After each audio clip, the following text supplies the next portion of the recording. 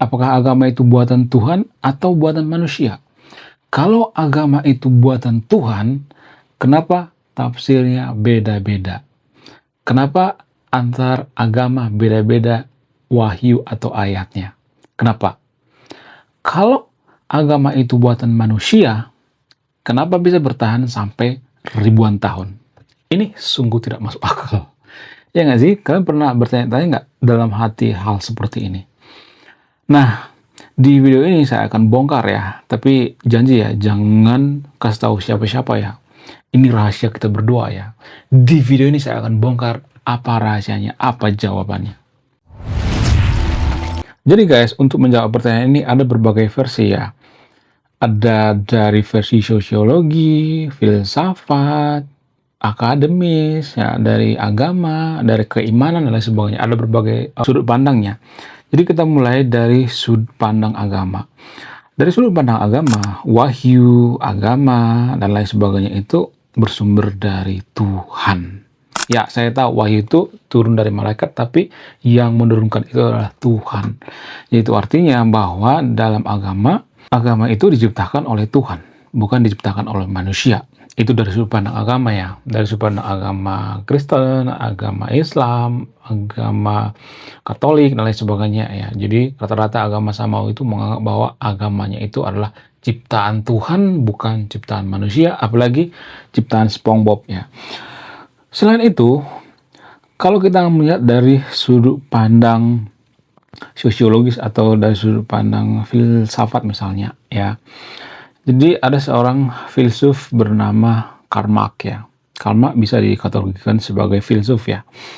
Jadi Karl Marx mengatakan bahwa agama itu adalah candi. Dia mengatakan bahwa agama itu adalah buatan manusia, bukan buatan Tuhan. Agama itu terbentuk karena apa? Karena rasa penderitaan manusia di dunia, sehingga mereka menciptakan sebuah agama untuk apa? Untuk pelampiasan kegagalan mereka. Makanya agama disebut candu ya. Ya, ketika mereka gagal, mereka mengadu ke agama. Ketika mereka gagal, mereka mengadu ke Tuhan gitu ya, dan lain sebagainya.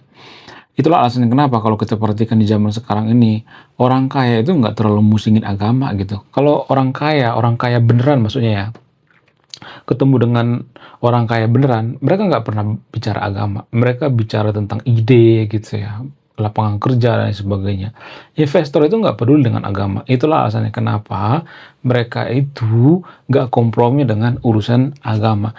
Jadi kalau kita kerja bawa-bawa agama, biasanya investor profesional itu nggak mau tahu ya.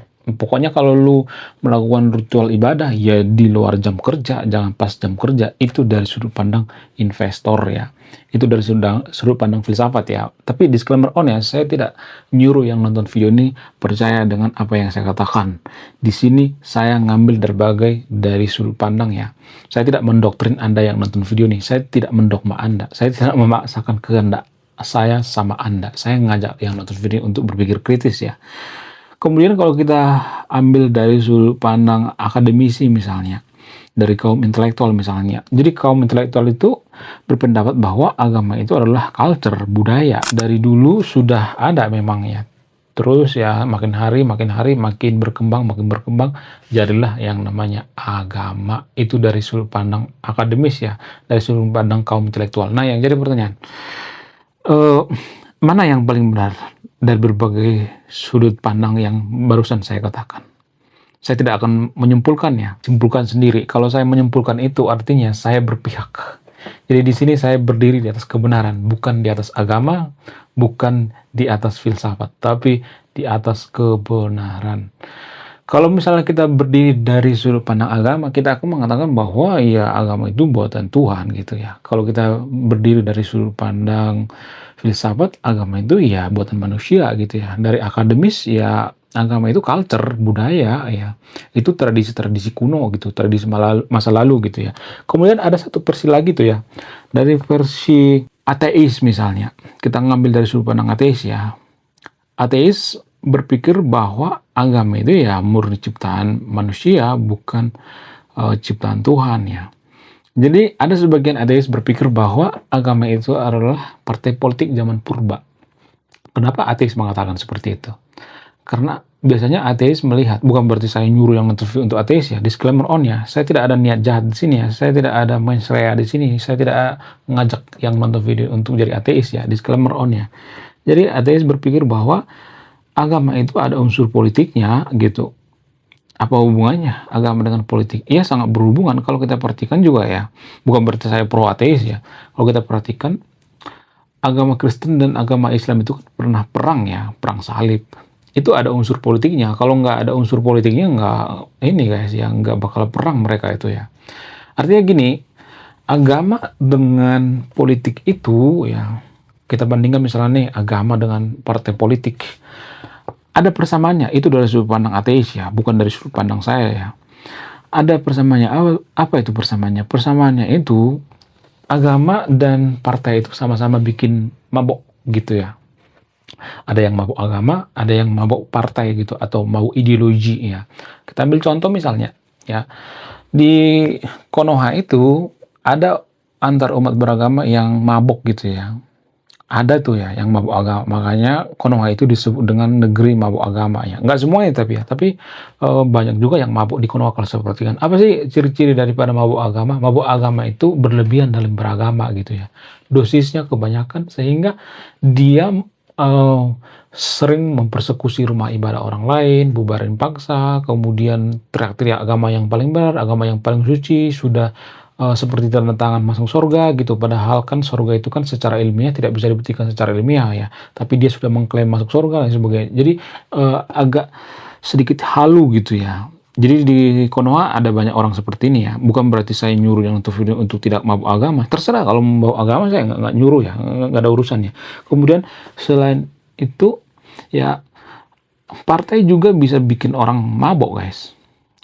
Nggak percaya? Kita ambil contoh. Dulu waktu Anies versus Ahok, pendukung Anies dan pendukung Ahok itu ya waktu tahun 2017 mencalonkan jadi gubernur, bentrok tuh ya pendukung Anies dengan pendukung Ahok itu nggak pernah akur ya, kotok-kotokan gitu, ribut mulu gitu. Kenapa bisa seperti itu? Ya karena kefanatikan gitu, mabok gitu. Partai itu bisa bikin mabok. Kenapa partai itu bisa bikin mabok? Karena partai itu menganggap bahwa, oh kader kita yang paling benar, Pak Ahok yang paling benar gitu ya, Pak Ahok yang paling suci. Kemudian pihak pendukung Pak Anies juga seperti itu. Oh Pak Anies itu orang cerdas, orang jujur ya, orang cerdas milih Pak Anies ya. Makanya ada kalimat-kalimat seperti itu dan lain sebagainya ya. Kenapa? Karena partai itu bisa bikin seseorang itu mabok gitu. Segala sesuatu yang mengkultuskan itu bisa bikin mabok gitu ya. Segala sesuatu yang mengklaim kebenaran bisa bikin mabok gitu. Jadi sebenarnya kebenaran itu nggak bisa diklaim guys. Artinya kebenaran sekarang bisa berubah di masa depan. Kita ambil contoh misalnya ya, biar mudah dipahami ya. Ketika manusia ini hidup sebelum Masehi, katakanlah misalnya manusia purba ya. Ketika manusia ini hidup di manusia purba, ketika ada petir misalnya nih, ada nyamber nih petirnya, geledek misalnya. Lalu ya manusia purba ngobrol ya. Itu kenapa bisa terjadi petir ya? Ditanya tuh sama orang tuanya, kakeknya, keluarganya sebagainya, nggak bisa jawab. Ya, suruh dijawab sama kepala suku ya. Lalu kepala suku ngomong, "Oh, itu karena arwah nenek moyang kita ada di atas ya. Mereka lagi main-main api di atas ya. Makanya terjadi yang namanya petir atau geledek gitu ya." Itu di zaman manusia purba. Nah, yang jadi pertanyaan, kalau misalnya mengatakan, "Oh, kok nggak masuk akal?" Kan pada saat zaman itu ya, konteksnya zaman itu, kita berbicara di zaman itu, bukan zaman sekarang. Karena zaman itu belum adanya teknologi gitu. Ya, jadi kita tidak bisa mengatakan mereka bodoh gitu ya. Karena zamannya seperti itu ya. Kemudian bergeser lagi ke zaman dewa-dewi misalnya. Zaman dewa-dewi Yunani misalnya. Nah, ketika ada orang yang bertanya saat itu ya di zaman dewa-dewi, kenapa terjadi yang namanya geledek? Kenapa terjadi yang namanya petir? Apa alasannya? Lalu ya kepala sukunya ngomong, "Oh, itu karena pengaruh dari dewa petir ya, karena di zaman dewa-dewi itu kan ada dewa api, dewa petir dan sebagainya. Pokoknya macam-macam deh pokoknya dewanya." Lalu kalau misalnya mengatakan, "Kok bisa? Kok gara-gara dewa petir? Nggak mungkin, nggak masuk akal." Nggak bisa kita ngomong seperti itu karena itu di zamannya gitu ya. zaman sekarang, zaman dulu kan berbeda jauh gitu ya. Kalau misalnya ada yang mengatakan zaman sekarang petir itu terjadi karena dewa petir, ya kan kelihatan lucu ya. Ya kita bisa ngakak ya. Tapi zaman itu kebenaran guys. Ya, makanya saya storytelling kan seperti ini biar kita lihat yang kebenaran yang sebenarnya gitu ya. Pertama tadi ya, manusia purba itu menganggap bahwa ketika terjadi petir itu karena ada arwah. Itu kebenaran saat itu bertahun sampai ribuan tahun itu bertahan guys. Kemudian ya, petir itu terjadi karena dewa petir, itu bertahan sampai ribuan tahun juga gitu ya. Kemudian setelah itu beralih ke agama Samawi ya. Lalu agama Samawi mengatakan, kenapa terjadi petir? Oh, itu karena Tuhan, karena Allah ya, karena Tuhan yang Maha Kuasa, karena Elohim ya, karena Yahweh, apalah namanya itu. Ya, itu ya pada saat zaman Samawi ya. Nah, setelah itu bergeser lagi itu ya sampai zaman sekarang, era modern gitu. Ya, ketika ada penelitian sekitar 1800-an ke atas gitu, ada penelitian. Oh, ternyata petir itu terjadi bukan karena dewa petir, bukan karena eh, ada arwah nenek moyang di sana dan sebagainya, bukan seperti itu, tapi karena ada muatan listrik di atas langit gitu ya. Ada muatan listrik di awan, ya. Muatan listrik positif dan negatif bertemu langsung terjadi yang namanya gesekan gitu. Nah, itu menurut penelitian gitu. Sehingga apa? Sehingga kebenaran itu tidak mutlak bisa diyakini. Ya mungkin nanti penelitian selanjutnya ada lagi penelitian baru gitu ya. Sama seperti itu ya. Ya, jadi kebenaran itu tidak bisa kita klaim kebenaran mutlak sekarang ini ya. Kemudian kalau misalnya ini ada yang nanya, manusia itu berasal dari mana sih? Atau siapa yang menciptakan bumi ini gitu ya. Itu biasanya pertanyaan-pertanyaan yang sangat familiar ya. Saya akan bantu jawab ya. Kalau misalnya ada yang nanya siapa yang menciptakan bumi ya. Yang menciptakan bumi ini kan belum ketahuan ya.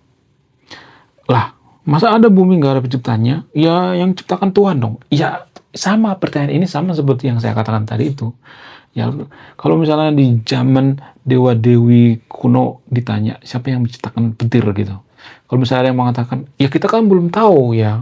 Kan belum ada ilmuwan yang meneliti petir misalnya. Kalau ada yang ngomong seperti ini, pasti ngomong, kok kamu bodoh banget sih? Yang menciptakan petir itu kan Dewa Dewi. Kok kamu bodoh banget? Itu di zaman Dewa Dewi gitu. Jadi kalau misalnya zaman sekarang ditanya siapa yang menciptakan bumi ini, ya kita belum tahu gitu ya.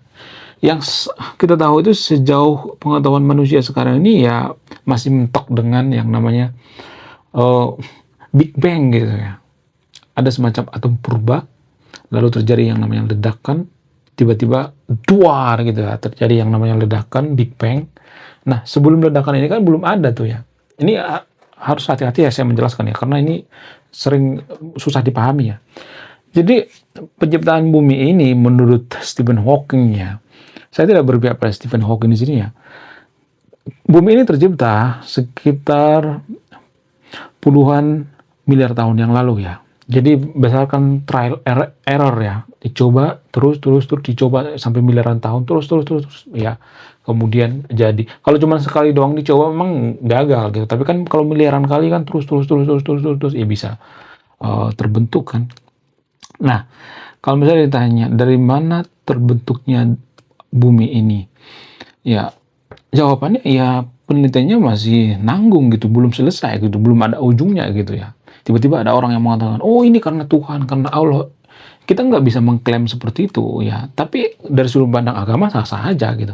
Cuman permasalahannya kan hidup ini kan terus berlanjut ya, berlanjut terus ya kan. Jadi ya bisa aja nanti 3.000 tahun lagi atau 10.000 tahun lagi ada penelitian baru lagi ya kan. Jadi nggak bisa langsung menyimpulkan, oh ini karena itu segala macam ya. Sama halnya dengan penelitian daripada petir tadi itu ya. Siapa yang menemukan petir, siapa yang menciptakan petir itu ya arwah, kemudian ada yang mengatakan dewa petir. Karena apa? Karena saat itu belum ada penelitian. Sama seperti bumi misalnya. Bumi ini tercipta ada penyebabnya, tapi yang menyebabkan kita kan belum tahu kan. Masih mentok di atom purba. Yang menciptakan atom purba ini kita nggak tahu siapa gitu. Atom purba nih alam semesta gitu ya. Pecah langsung terjadi alam semesta gitu ya. Ya ada ledakan, makanya ada disebut dengan ledakan Big Bang. Sebelum ledakan itu kita nggak tahu siapa yang menciptakan atom itu ya. Karena penelitiannya masih mentok di situ ya. Sama seperti misalnya nih ya, zaman dulu banget gitu ya, zaman masih purba.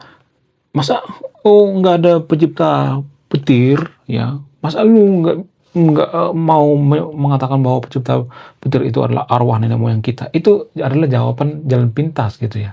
Karena penelitiannya belum ada gitu ya. Tapi disclaimer on ya, saya tidak memaksakan apa yang saya percaya ya. Boleh dipercaya, boleh enggak ya.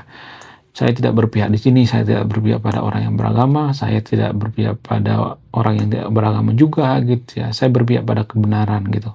Ya menurut saya pribadi kebenarannya seperti itu ya, karena kebenaran sekarang ini belum tentu kebenaran di masa depan. Sama seperti penelitian tadi itu ya. Kebenaran tentang petir diciptakan oleh arwah nenek moyang itu adalah kebenaran yang mutlak, enggak, itu enggak mutlak ya.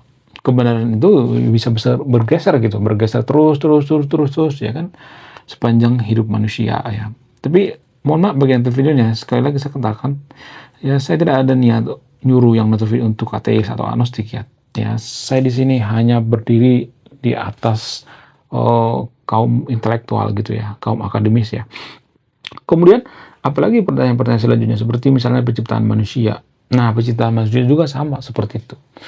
Ya, karena kita sering berpikir harus ada sebab akibat gitu ya. Kalau manusia ini muncul ke dunia ini nggak ada sebab akibat, tiba-tiba truing gitu, itu kan nggak masuk akal.